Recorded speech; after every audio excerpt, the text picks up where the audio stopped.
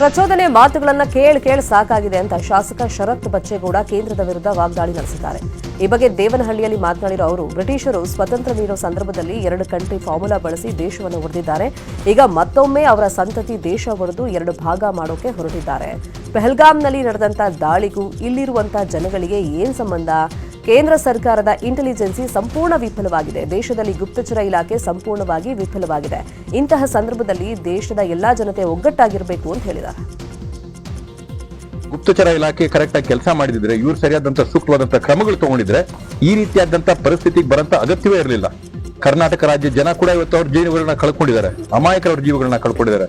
ಅವ್ರ ಕುಟುಂಬಗಳನ್ನ ಕೇಳಿದ್ರೆ ಇವತ್ತು ಮಾತಾಡ್ತಾ ಇರಬೇಕಾದಾಗ ಮಾಜಿ ಸಂಸದರುಗಳು, ಹಾಲಿ ಸಂಸದರುಗಳು, ಬಿಜೆಪಿ ಪಾರ್ಟಿ ಅವ್ರು ಹೇಳ್ತಾರೆ ಏನೇನೋ ಮುಸ್ಲಿಮರ ಬಗ್ಗೆ ಮಾತಾಡ್ತಾರೆ. ಅಲ್ಲಪ್ಪ, ಗುಂಡಿಟ್ಟವ್ನು ಇರ್ಬೋದು, ಅಲ್ಲಿ ರಕ್ಷಣೆಗೆ ಬಂದವ್ರು ಮೊದ್ಲು ಯಾರ್ರಿ? ಎತ್ಕೊಂಡೋಗಿ ಆಸ್ಪತ್ರೆಗಳು ಅಡ್ಮಿಟ್ ಮಾಡ್ಲಿಲ್ವೇನ್ರಿ? ಯಾಕೆ ಎಲ್ಲಾರನು ಒಂದೇ ಬಣ್ಣದಲ್ಲಿ ಬಳಿಯಂತದ್ದು? ಬ್ರಿಟಿಷರೇನೋ ಪಹಲ್ಗಾಮ್ ಉಗ್ರರ ದಾಳಿಯ ಉದ್ವಿಗ್ನತೆಯಿಂದ ಪಾಕ್ ಪ್ರಜೆಗಳ ಗಡೀಪಾರಿಗೆ ಕೇಂದ್ರ ಸರ್ಕಾರ ಆದೇಶವನ್ನ ಹೊರಡಿಸಿತ್ತು. ಕರ್ನಾಟಕದಲ್ಲಿ 108 ಪಾಕ್ ಪ್ರಜೆಗಳಿದ್ದಾರೆ. ಗಡೀಪಾರಿಗೆ ರಾಜ್ಯ ಸರ್ಕಾರ ಕ್ರಮಗಳನ್ನು ಕೈಗೊಂಡಿದೆ. ಈ ಬಗ್ಗೆ ಮಾತನಾಡಿದಂತ ಸಿಎಂ ಸಿದ್ದರಾಮಯ್ಯ, ರಾಜ್ಯದಲ್ಲಿ ಎಷ್ಟು ಜನ ಇದ್ದಾರೆ ಅಂತ ಮಾಹಿತಿಯನ್ನು ತಗೊಳ್ತಾ ಇದ್ದೀವಿ. ಈ ಬಗ್ಗೆ ಕೇಂದ್ರಕ್ಕೆ ಮಾಹಿತಿಯನ್ನು ಕೊಡ್ತೀವಿ. ಇದರಲ್ಲಿ ಕೇಂದ್ರ ಸರ್ಕಾರಕ್ಕೆ ನಮ್ಮ ಸಹಕಾರ ಇದೆ ಅಂತ ಹೇಳಿದ್ದಾರೆ. ಅವರನ್ನ ಕೇಂದ್ರ ಸರ್ಕಾರಕ್ಕೆ ಮಾಹಿತಿ ಕೊಡ್ತಕ್ಕಂಥ, ಅವ್ರನ್ನ ಹೊರಗಡೆ ಕಳಿಸ್ತಕ್ಕಂಥ ಕೆಲಸ ಮಾಡಿ. ನನಗೆ ಇನ್ನೂ ಎಷ್ಟು ಜನ ಇದ್ದಾರೆ ಅಂತ ಗೊತ್ತಿಲ್ಲ. ಕರ್ನಾಟಕದಲ್ಲಿ ಎಷ್ಟು ಜನ ಇದ್ದಾರೆ, ಮೈಸೂರಿನಲ್ಲಿ ಎಷ್ಟು ಜನ ಇದ್ದಾರೆ, ಬೇರೆ ಬೇರೆ ನಗರಗಳಲ್ಲಿ ಎಷ್ಟು ಜನ ಇದ್ದಾರೆ. ಹೆಚ್ಚಾಗಿರೋದು ಬೆಂಗಳೂರಿನಲ್ಲಿ, ಅಲ್ಲೇ ಜಾಸ್ತಿ. ಇಲ್ಲಿ ಯಾರಿದ್ರು ಕೂಡ ಪಾಕ್ ಜೊತೆ ಯುದ್ಧದ ಅಗತ್ಯವಿಲ್ಲ ಅಂತ ಸಿಎಂ ಸಿದ್ದರಾಮಯ್ಯ ಹೇಳಿದ್ದಾರೆ. ಕಠಿಣ ಕ್ರಮಗಳನ್ನು ಕೈಗೊಳ್ಳಬೇಕು. ನಾವು ಶಾಂತಿ ಪ್ರಿಯರು.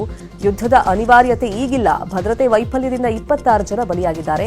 ಏನೇ ಕ್ರಮ ಕೈಗೊಂಡ್ರೂ ಬಲಿಯಾದ 26 ಜನ ವಾಪಸ್ ಬರ್ತಾರಾ ಅಂತ ಕೇಂದ್ರದ ವಿರುದ್ಧ ಕಿಡಿಕಾರಿದ್ದಾರೆ. ಮಾಡಬೇಕಾದಂತ ಅಗತ್ಯ ಇಲ್ಲ, ಬಿಗಿ ಕ್ರಮಗಳು ತಗೋಬೇಕು ಅಷ್ಟೇ.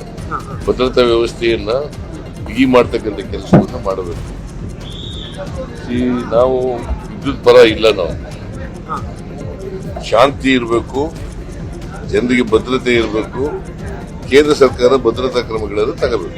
ಕೇಂದ್ರ ಸರ್ಕಾರದವರು ಇನ್ನು ಪಾಕ್ ಪ್ರಜೆಗಳ ಗಡೀಪಾರು ಬಗ್ಗೆ ಗೃಹ ಸಚಿವ ಪರಮೇಶ್ವರ್ ಪ್ರತಿಕ್ರಿಯೆ ಕೊಟ್ಟಿದ್ದಾರೆ. ಕೇಂದ್ರದಿಂದ ಸೂಚನೆ ಬಂದಿದೆ, ಪಾಕ್ ಪ್ರಜೆಗಳನ್ನ ವಾಪಸ್ ಕಳಿಸ್ತೀವಿ ಅಂತ ಹೇಳಿದ್ದಾರೆ. ಸರ್ಕಾರದ ಹೋಮ್ ಮಿನಿಸ್ಟ್ರಿಯಿಂದ ಅಡ್ವೈಸರಿ ಬಂದಿದೆ, ಅದರ ಪ್ರಕಾರ ಮಾಡ್ತಾ ಇದ್ದೇವೆ. ಲಾಂಗ್ ಟರ್ಮ್ ವೀಸಾ ಇರೋರಿಗೆ ಅವರೇ ಎಕ್ಸಾಮ್ಷನ್ ಕೊಟ್ಟಂಗೆ ಕಾಣಿಸುತ್ತೆ. ಮತ್ತು ಯಾರಿಗೆ ಟೂರಿಸ್ಟ್ ವೀಸಾ ಅಥವಾ ಆ ರೀತಿ ಒಂದು ಕ್ಯಾಟಗರಿ ಆಫ್ ವೀಸಾಗಳಿರುತ್ತೆ ಅವರಿಗೆಲ್ಲ ವಾಪಸ್ ಕಳಿಸೋದಕ್ಕೆ ಏನು ಕ್ರಮ ತಗೋಬೇಕೋ ಅದನ್ನೆಲ್ಲ ತಗೊಳ್ತಾ ಇದ್ದೀವಿ.